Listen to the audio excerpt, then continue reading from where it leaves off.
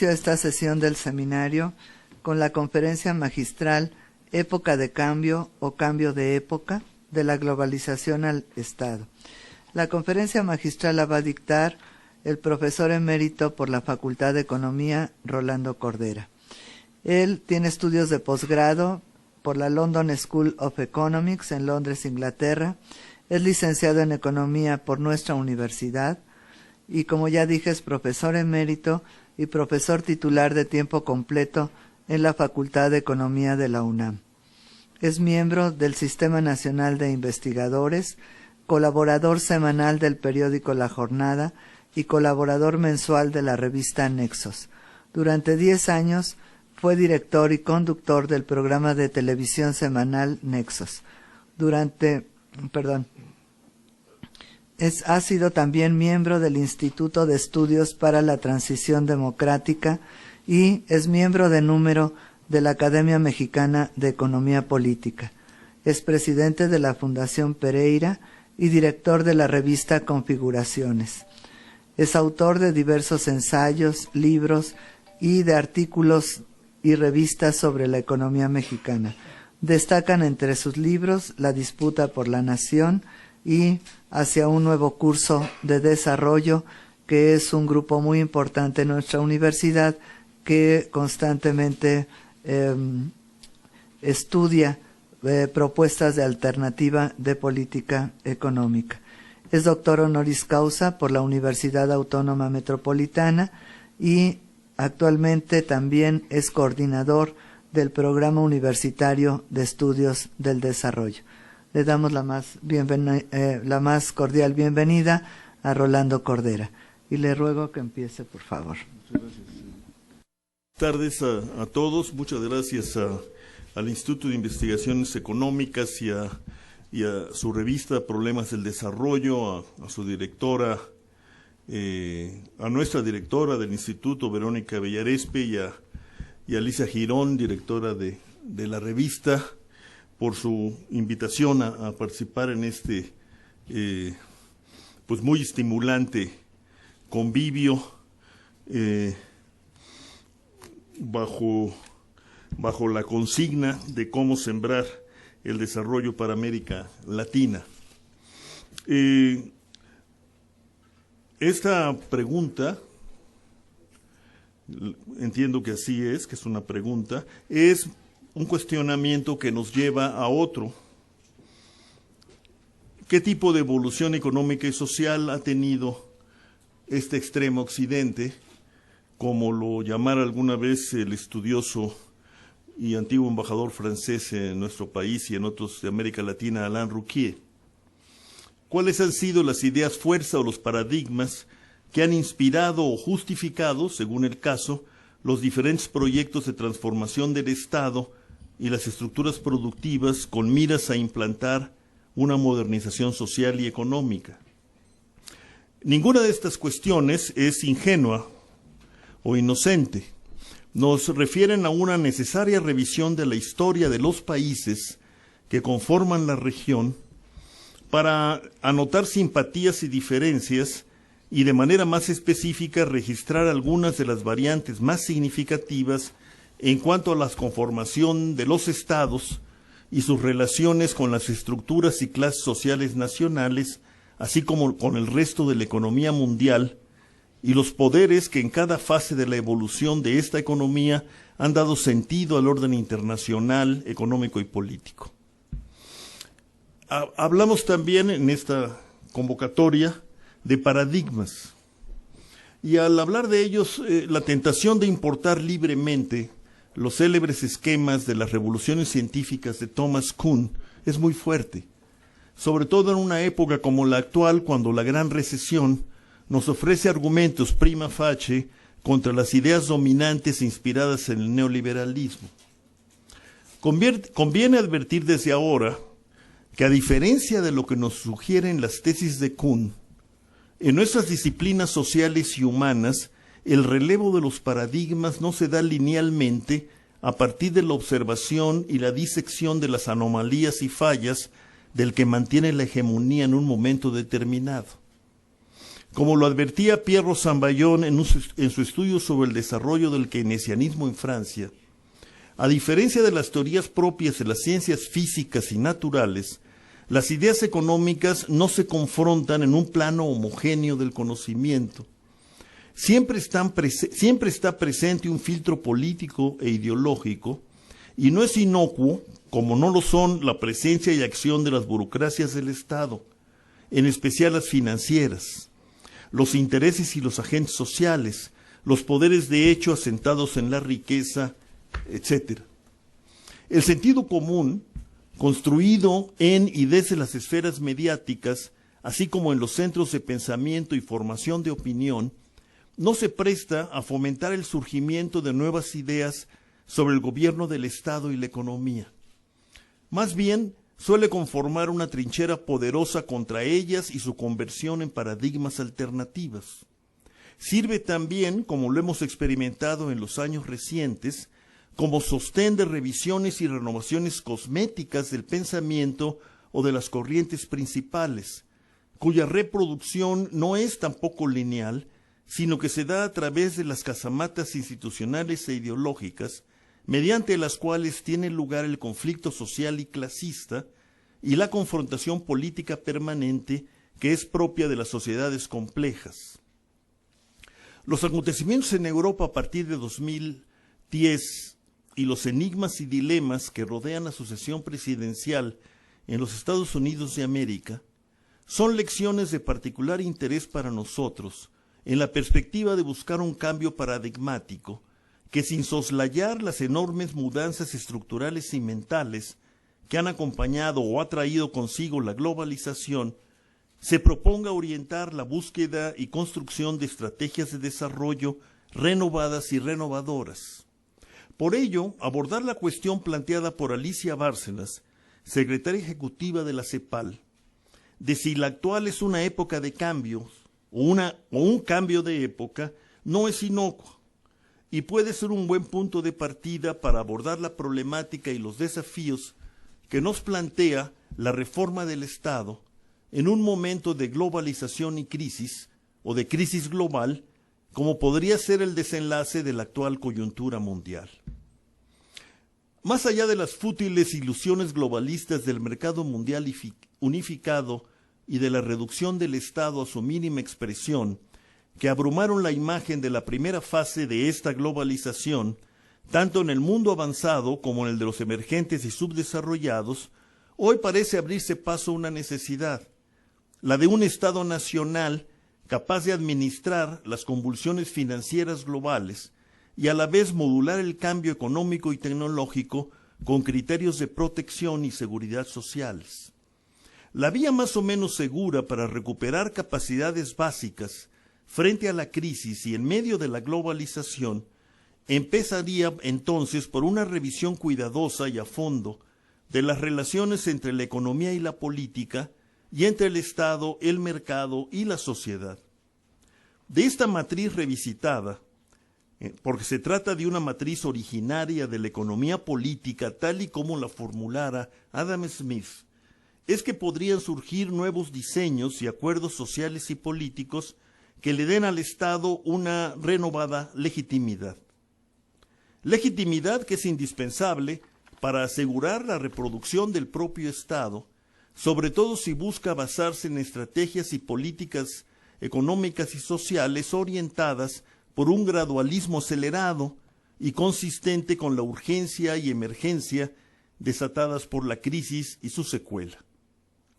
Reformar al Estado desde el Estado mismo es una tarea siempre inconclusa si no se contempla a la vez la participación social organizada.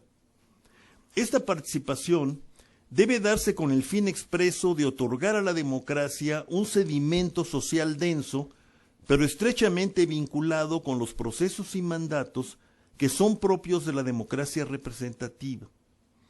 Este es el tejido político-social que puede permitir al Estado participar en la construcción de un orden internacional que esté a la altura de las hondas asimetrías que caracterizan el presente, así como de las tendencias novedosas que pueden ser renovadoras, a la configuración de nuevas generaciones humanas globales, que al asumirse como tales, exijan la constitución de una ciudadanía también global. Por la vía de los hechos duros de la migración, pero también por la de la afirmación de los derechos humanos fundamentales como derechos de toda la humanidad, esta ciudadanía global ha dejado de ser una simple imaginería. En nuestro medio, el globalismo neoliberal, adoptado por las élites económicas y financieras, pero también por los grupos dirigentes del poder político, dislocó las de por sí precarias relaciones entre las cúspides sociales y políticas y las bases de la sociedad, hasta convertir en perfil nacional, como diría don Samuel Ramos, perfil del hombre y la cultura en México, a la distancia que priva actualmente entre el mundo de los negocios, la política y el Estado, y el mundo extremadamente diverso y abigarrado, afectado por la vulnerabilidad y la pobreza que conforma la mayoría social mexicana. Esta distancia marca la estructura social en su conjunto para conformar un edificio de mando, dominación y distribución cada vez más reacio a incorporar el reclamo de las bases sociales de protección y seguridad mínimas. Este es un reclamo que en nuestra tradición mexicana solía entenderse como un conjunto de exigencias cuya satisfacción era indispensable para la legitimidad del Estado y del sistema político en su conjunto. De hecho, las sucesivas posposiciones para satisfacer el reclamo democrático mexicano, inscrito en los veredictos de la historia moderna del país, encontraba en ese discurso sobre el reclamo social un fundamento muy poderoso.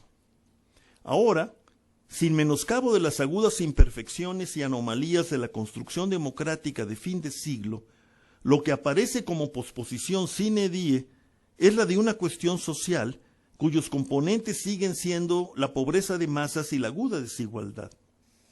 Hayan sido o no estas dos variables el resultado lineal de la apresurada globalización mexicana, también ocurrida al final del segundo milenio, es claro que hoy, bajo la tormenta de la conmoción global, conforman el núcleo de una agenda reformadora, sin cuyo despliegue la inscripción del país y de su economía política en la nueva fase globalizadora que se asoma a través de la crisis será tortuosa y sometida a una creciente incertidumbre.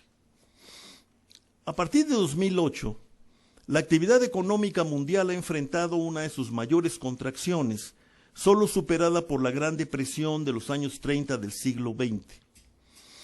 El origen financiero de la crisis aporta inquietantes elementos de análisis, pues la evidencia histórica internacional indica que las recesiones más profundas en la economía real han sido las que han estado antecedidas por una crisis financiera, como ocurre en la actualidad.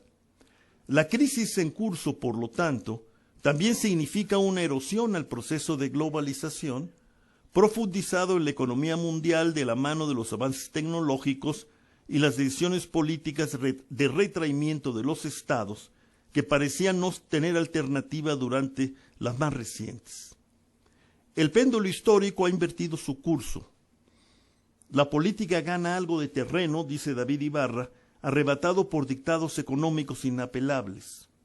Comienza el fin de la época de la desregulación y de la extrema libertad de los mercados. Crece la convicción de que el crecimiento no tiene por qué ir acompañado de desigualdad o desempleo, y que un Estado activista con mayor autonomía, refuerza Mario Rapoport, es condición ineludible a la estabilidad de las economías y al bienestar de las poblaciones. No obstante la magnitud de la crisis y de las perspectivas de un nuevo péndulo político e ideológico, como las anotadas inmediatamente antes, no parece haberse arribado a un nuevo consenso dentro y entre los gobiernos, ni en la academia y los centros de ideas sobre las estrategias a seguir. Quienes sustentan el discurso neoliberal que articuló esta primera fase de la globalización actual no parecen dispuestos a someterse a una efectiva revisión y actualización de sus ideas y modelos. El discurso dominante, afirma Rapoport, se desentiende de sus consecuencias. El desempleo, la desigualdad, la pobreza y las diferencias en educación y el nivel de conocimientos no constituyen una carga social, según esta perspectiva, ni deben ser atemperados por políticas del Estado, sino en última instancia es el propio sistema, generando una supuesta igualdad de oportunidades a través del crecimiento de las economías, el que brindará la solución a largo plazo, mientras que en lo inmediato recaerá en la sociedad civil, a través de la acción privada y de instituciones no gubernamentales diversas, la responsabilidad de hacerse cargo de los excluidos del sistema. Sin embargo, y a pesar de los esfuerzos de quienes sostienen la visión neoliberal de atribuir toda clase de virtudes a la mano invisible de los mercados, la crisis actual no puede dejar de ser vista como una clara muestra del fracaso de esas visiones absolutistas. La crisis debería entonces ser una suerte de llamada de alerta para hacer un alto, simbólico por lo menos, en la ruta seguida. Como ha dicho Ibarra, a los factores estructurales de la exclusión y la desigualdad social se añaden desde 2008 los impactos asimétricos de la crisis y de los remedios a la misma en los diferentes países. Problemas largamente larvados junto a fórmulas distributivamente sesgadas de combatir la llamada gran recesión, causan disturbios sociales abiertos en un número cada vez más grande de países. Las protestas de Grecia, Irlanda, España, Reino Unido, Francia, Países Bajos y las más serias en otra latitud de Túnez, Egipto y Libia reflejan el descontento generalizado de las poblaciones. No es entonces de extrañar, dice Ibarra, que la crisis global tornara evidente la obsolescencia del consenso neoliberal empeñado en dar primacía a la eficiencia por encima de las aspiraciones democráticas a garantizar la estabilidad y seguridad económica de los ciudadanos. Alicia Bárcena, de la CEPAL, por su parte, a partir de un detallado diagnóstico de la convulsión global, considera que el actual es, como dije al principio, un cambio de época. Dice, la actual crisis financiera internacional es la más profunda y severa desde la Gran Depresión. La combinación de sobreendeudamiento, excesiva exposición al riesgo, aunado a la falta de transparencia, regulación y supervisión en los mercados financieros, se convirtieron en la fórmula ideal que se desencadenó en Estados Unidos y de ahí en Europa, Japón, para alcanzar sin piedad a las economías emergentes y en desarrollo. Estamos, nos dicen, ante la oportunidad histórica de repensar el desarrollo bajo la égida valórica de la igualdad y de mayor sostenibilidad ambiental. Pero no debemos hacerlo en clave retórica o de letanía, sino examinando rigurosamente cómo los distintos componentes de las políticas de desarrollo concurren hacia sociedades más dinámicas en crecimiento y más proclives a la igualdad. Es en este contexto, sin consenso, que discutir las estrategias desplegadas en estos años es más que pertinente. Las reformas de mercado adoptadas en la última década del siglo pasado, con, como diría José Antonio Campo, un extraño sentido de pertenencia por parte de nuestras élites, cambiaron usos y costumbres, formatos y rutinas del cálculo económico, pero las dislocaciones que propiciaron no fueron atendidas oportunamente y redundaron en un debilitamiento del cuerpo social y de los propios estados, cuyas fallas aparentes o inventadas en los primeros años de esta gran transformación sirvieron básicamente para justificar las reformas estructurales de mercado. Ahora, la crisis sirve para señalar y reflexionar sobre los límites de la globalización para autorregularse. Volver a lo básico, que era una consigna preferida del neoliberalismo, cambia de signo y convoca a redescubrir la pertinencia y la vigencia de los estados. Entre otros, Gianfranco Pasquino postula, por ejemplo, que la situación actual habla no del fin del estado de bienestar, sino que es una indicación, dice él, de la necesidad de repensarlo. Con la globalización sobrevino un cambio radical. En lugar del pleno empleo y la protección social, se impuso la lucha contra la inflación, la estabilidad financiera y la permanente reducción del tamaño y de los compromisos del Estado con el bienestar. En varios países se volvió central la noción del ajuste externo y el pago de la deuda, la revisión a la baja de la presencia estatal y la mutación radical de políticas sociales y redistributivas. El debate sobre el papel del Estado en la economía, sabemos, ha formado parte de la esencia de la economía política. Su primera derivada, la del papel y los usos de lo público y lo privado, históricamente ha constituido, nos decía Keynes, recordando al gran conservador británico Edmund Burke, uno de los problemas más finos de la legislación. Por esto es que cuando las perspectivas sobre el desempeño de la economía soslayan o se olvidan de estas fronteras, se afectan los contenidos de la vida cívica y pública y se despoja de todo sentido colectivo a la democracia. Si hubiera que fechar el origen de los intentos de recuperación del Estado en una perspectiva del desarrollo, podríamos proponer que fue en 1997, cuando el Banco Mundial, liderado ya por Joseph Stiglitz, desató este empeño. Y decía el informe, el World Development Report del banco, las enseñanzas de los grandes éxitos conseguidos, desde la industrialización de algunos países en el siglo XIX hasta el crecimiento milagroso alcanzado en la posguerra por Asia Oriental, lejos de respaldar la teoría del Estado minimalista, demuestran que el desarrollo exige la exigencia de un Estado eficaz. Y lo mismo hizo la CEPAL con su planteamiento estratégico sobre el desarrollo, la equidad y la ciudadanía a principios del siglo XXI. En ambos casos, aunque yo creo que lo hace con mayor énfasis la Comisión, se entiende al desarrollo como un proceso complejo y multidimensional en el que concurren economía, política, cultura e historias nacionales. Es poco realista, afirmaba la CEPAL, postular simultáneamente las virtudes de la globalización y de la desintegración del Estado. El papel del Estado social y generador de externalidades tecnológicas e institucionales es y seguirá siendo importante.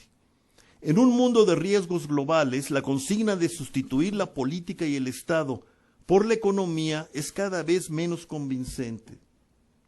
Conviene recordar, dice la CEPAL, la categórica advertencia de Polanyi en su análisis del colapso de la primera fase de la globalización, que concluye desastrosamente en 1914-18.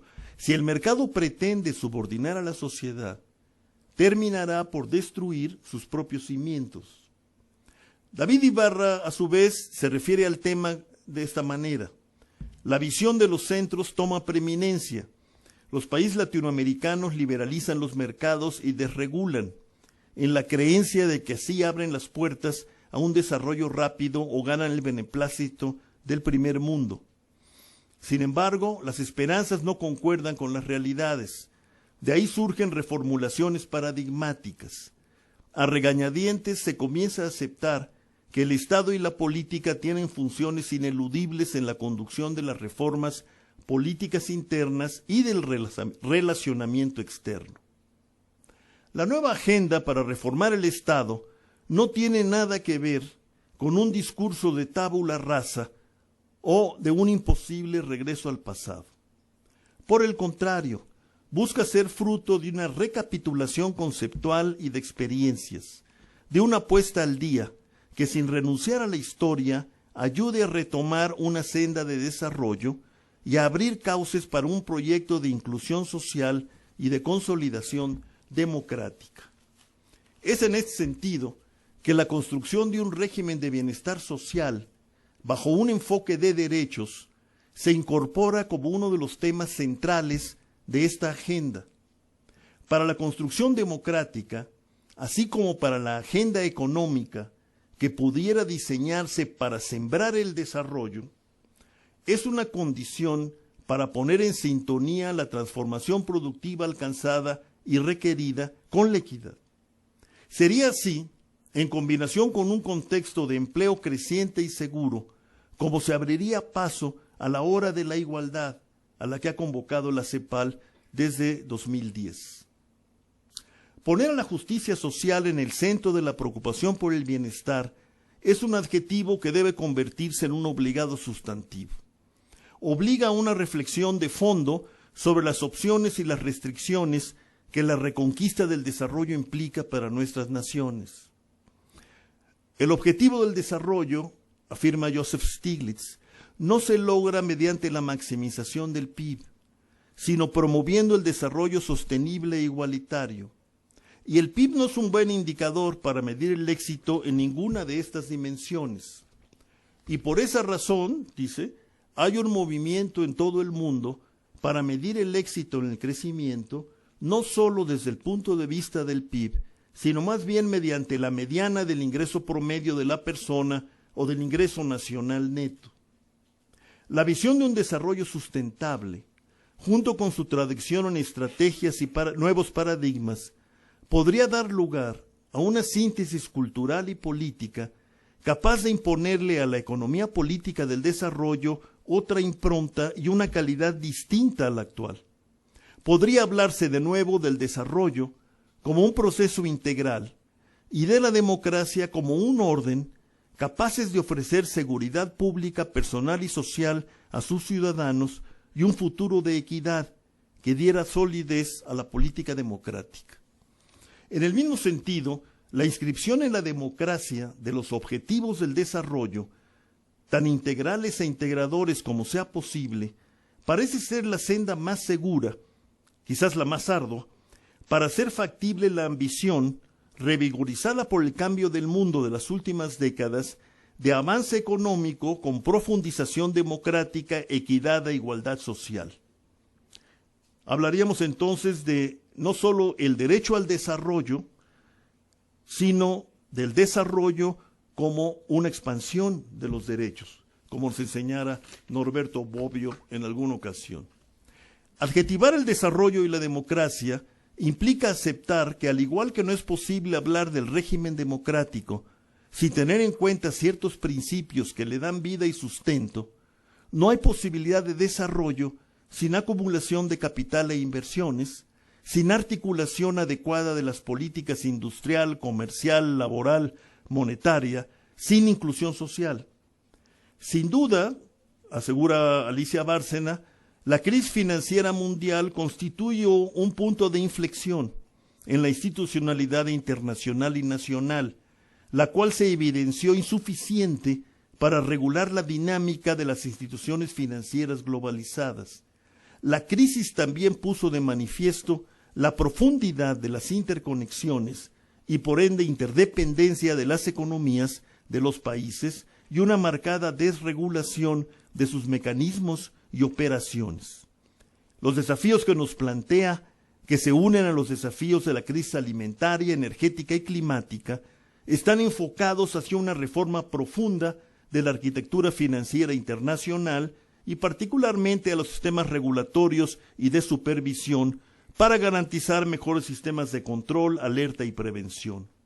Pero también, dice ella, están enfocados hacia un replanteamiento del tipo de crecimiento y desarrollo que estamos buscando y el tipo de sociedades que queremos construir. La CEPAL ha insistido en que no se puede optar por un solo modelo económico, que cada país debe adoptar su propio esquema que posibilite un real desarrollo social, pero no a partir de la exportación única de productos primarios sin valor agregado, sino procurando la innovación industrial y sobre todo garantizando los derechos fundamentales a los ciudadanos, para transitar de la exclusión social a un desarrollo incluyente con convergencia productiva y empleo. La Comisión insiste en que el mundo vive un punto de inflexión, un cambio profundo y no solo un movimiento cíclico que tiene que enfrentarse con nuevas bases respaldándose en las instituciones con capacidad de asumir procesos de menor crecimiento, menor comercio, y con la exploración y desarrollo de nuevas formas de producir, basando el desarrollo en un modelo estructural que debe tomar en cuenta la importancia real y creciente del medio ambiente. Al asumir la igualdad como una condición de la ciudadanía, que a su vez regula y articula los objetivos y procesos que dan cuerpo al desarrollo, digo yo, podríamos dar sustento a este cambio de época que nos propone Alicia Bárcena. Estamos, dicen ellos, frente a la necesidad de definir una nueva agenda global de desarrollo en su acepción más extensa, una agenda que contemple los nuevos desafíos políticos, económicos, sociales y ambientales y las prioridades. Habría que entender entonces al desarrollo como derechos y a los derechos entendidos como justicia y libertad, y desde ahí entender a la política como acción y compromiso con el código democrático. Estas, pienso yo, deberían ser las coordenadas imprescindibles para empezar a construir una nueva agenda para el desarrollo en la globalidad, o para sembrar el desarrollo, como nos han propuesto nuestras anfitrionas. De lo que se trata, ha propuesto Osvaldo Zunkel, es de concebir al desarrollo no como una aspiración modernizadora estrecha de algunas élites que se apropian del aparato del Estado para imponerle su visión a la sociedad, sino como el producto de un conjunto de demandas de la sociedad misma que se articulan y manifiestan democráticamente en lo que podría constituir un nuevo contrato social, y se traducen y adquieren eficacia en el Estado mediante sus políticas. La sociedad, dice Osvaldo, movilizando al Estado y orientando con sentido estratégico al imperfecto pero insustituible mercado. De eso se trataría, dice él, el enfoque sociocéntrico. El desarrollo, entonces, visto como un cambio social, político y económico, en el que el correcto funcionamiento de las instituciones es fundamental, implica también una reestructuración básica de valores y actitudes. Para decirlo en una fórmula, democracia y mercado sin Estado, o Estado sin democracia y sobre el mercado, son extremos que arrinconan la idea del Estado democrático como un ideal normativo. En esta perspectiva, que yo querría volverla una perspectiva histórica para ir más allá de la coyuntura, puede proponerse que no es factible pensar en modelos nacionales de desarrollo en la globalización, compatibles con el discurso igualitario de la democracia, sin estados fuertes, que reconstituyan sus funciones y visiones básicas vinculadas con la protección y la seguridad sociales. Esta sería la manera de encontrar la necesaria, obligada sintonía entre política económica y social y entre Estado, mercado y democracia. La reforma del Estado que la época reclama para encaminarse a un cambio fundamental tiene que ser una reforma social del Estado. No puede reducirse a satisfacer demandas específicas de cambios en el uso de los recursos o la conformación institucional. Para ser un componente y un catalizador de una gran, radical reforma de las reformas del Estado, debe centrarse en los procesos sociales y exigir una redistribución del poder, un reacomodo radical de las relaciones y pesos entre las esferas de la economía y su comando en la asignación de los recursos y la distribución de los ingresos y la riqueza. También, sin duda, en la esfera del poder político y administrativo y en la propia división del trabajo dentro del Estado. Asumir sin dilación la centralidad de la igualdad como requisito para alcanzar un desarrollo robusto y para la superación progresiva y sistemática de la pobreza. La equidad y la remoción sostenida de la pobreza deberían ser los criterios más rigurosos de evaluación de la estrategia de desarrollo y de las políticas económicas y sociales que los estados pongan en acto. La igualdad, ha planteado la CEPAL, debe ser un principio normativo y orientación. supone difundir a lo ancho del tejido social el desarrollo de las capacidades, oportunidades laborales y acceso a prestaciones y redes de protección social. El eje central, dicen, tiene el cambio estructural como camino, las políticas públicas como la caja de herramientas y la igualdad como valor que le subyace y como horizonte hacia el cual debe orientarse este cambio estructural. Estamos, pues, frente a la necesidad de una agenda renovada de desarrollo comprometida con la equidad, la readmisión del Estado como actor dinámico y dinamizador del proceso de acumulación-expansión. Frente a la necesidad de una reforma de la política macroeconómica que abra campo al empleo y a la promoción de actividades de alto valor agregado que la lógica individual de inversión no puede abarcar por sí sola. Estas son algunas de las líneas maestras que podrían darle dimensión política e histórica, es decir, volverla una auténtica idea fuerza, a la fórmula de nacionalizar la globalización, o como lo sugiere la CEPAL, al cambio estructural para la igualdad. Poco que ver tiene esta fórmula con un retorno al nacionalismo económico, el populismo o la estadolatría, pero lejos está de las fantasías neoliberales que han alimentado las políticas económicas predominantes. Por paradójico que pueda parecer, la centralidad del Estado reaparece en medio de la globalización y su necesidad se vuelve intensa frente a esta primera crisis global que no encuentra salidas prontas y satisfactorias. En una situación que carece de perspectivas claras, lo que se requiere es acumulación de energía social e innovación institucional en cuotas crecientes, en condiciones de ir más allá del mercado, incluso para auspiciar la ampliación del mismo mercado y su profundización productiva.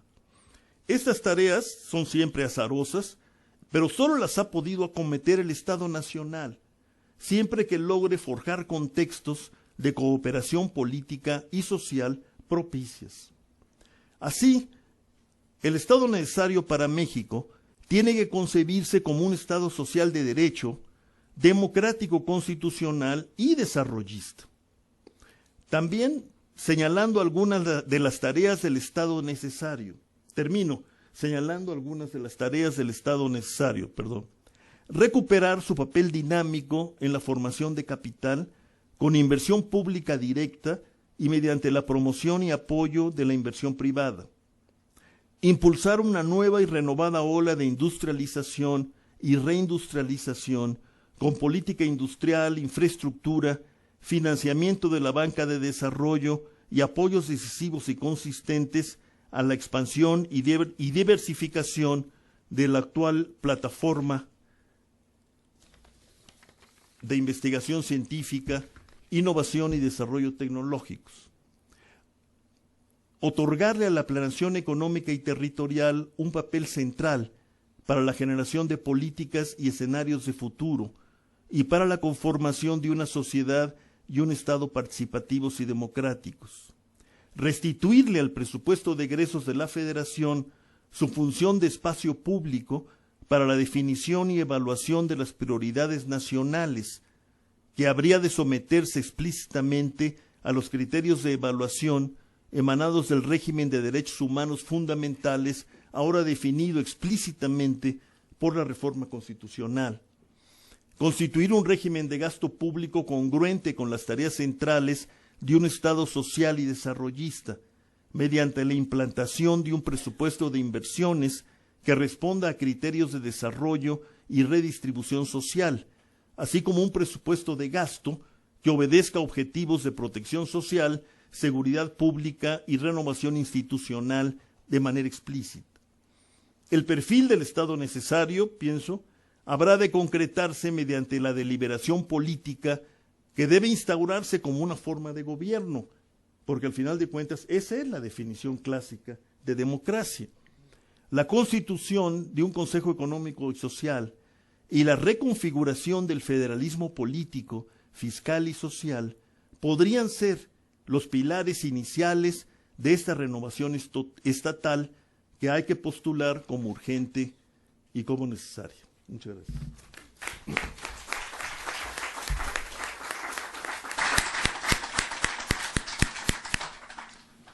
Agradecemos al profesor Rolando Cordera su brillante intervención y tenemos 5 minutos de receso para cambiar la mesa. La próxima sesión se titula Desarrollo, Neoextraccionismo y Primarización. Gracias.